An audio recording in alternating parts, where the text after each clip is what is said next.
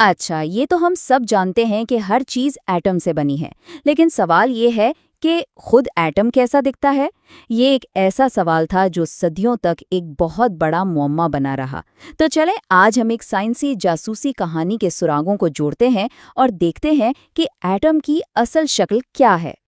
تو آخر وہ سوال تھا کیا جس نے سائنسدانوں کو اتنے عرصے تک پریشان کیے رکھا؟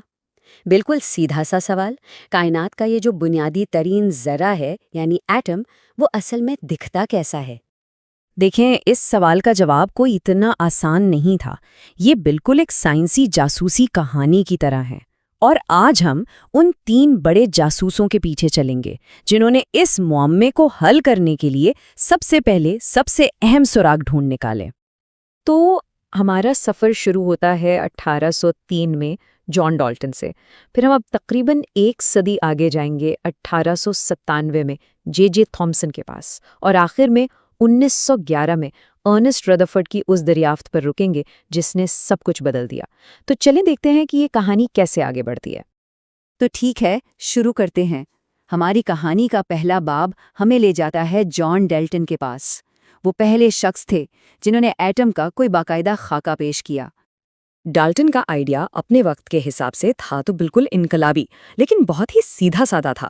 یوں سمجھیں کہ انہوں نے کہا کہ ایٹم جو ہے وہ بلیئرڈ کی گیندوں جیسے ہیں، ٹھوس، سخت اور ایسے کہ انہیں مزید توڑا نہیں جا سکتا۔ صرف یہ سوچ ہی کہ ہر چیز ان ننھے ننھے ذرات سے بنی ہے، یہ خود ایک بہت بڑا قدم تھا۔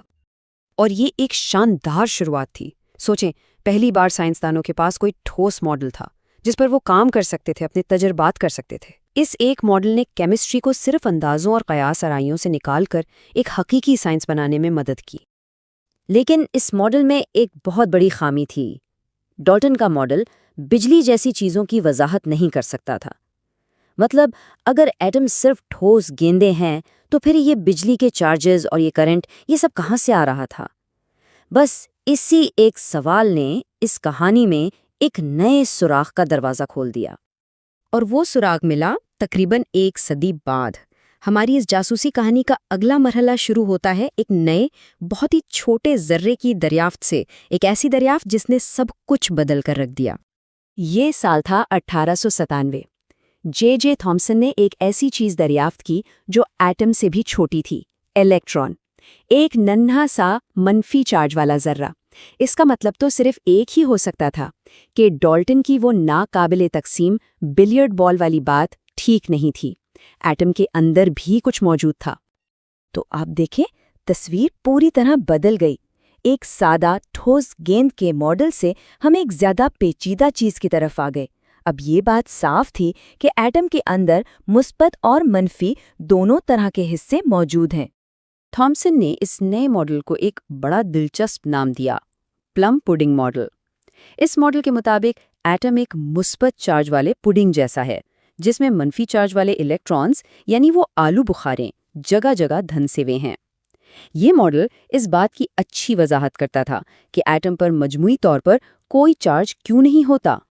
پلم پڈنگ ماڈل ایک بہت بڑا قدم تھا، لیکن کہانیاں ختم نہیں ہوئی۔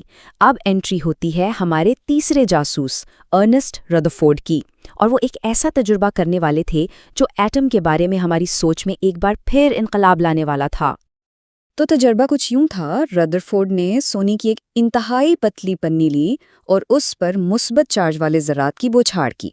اب تھامسن کے ماڈل کے مطابق توقع یہی تھی کہ یہ سارے ذرات اس پڈنگ جیسے ایٹم سے سیدھے آر پار نکل جائیں گے، بالکل ایسے جیسے کوئی چیز ہوا میں سے گزر جاتی ہے۔ لیکن جو نتیجہ سامنے آیا وہ بالکل ہوش اڑا دینے والا تھا۔